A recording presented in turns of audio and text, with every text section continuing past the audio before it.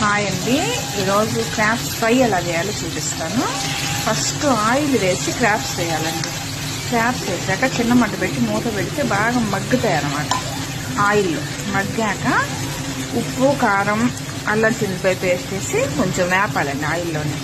వేపాక తర్వాత వాటర్ పోయాలి. వాటర్ పోసి చిన్న మంట పెట్టి మూత పెడితే బాగా మొగ్గుతాయండి, బాగా ఉడుకుతాయి అన్నమాట. బాయిల్ అయ్యి వాటర్ అంతా ఇంకిపోవాలి. వాటర్ అంతా ఇంకిపోయాక అప్పుడు టమాటాలు మిక్సీ వేసుకోవాలండి. టమాటాలు మిక్సీ వేసుకొని టమాటా ప్యూరీ వేయాలి. వేసి కాసేపు చిన్న మంట పెట్టాను. ఇదిగోండి ఇలా వస్తుంది అన్నమాట గ్రేవీగా. కాసేపు అలానే ఉంచి మొత్తం ఇంకిపోయేదాకా వేస్తే మళ్ళీ టేస్ట్ ఉంటుందండి. టమాటా పేస్ట్ చేస్తేనే టేస్ట్ అన్నమాట దీనికి. కొంచెం చెక్క లవంగాల పొడి,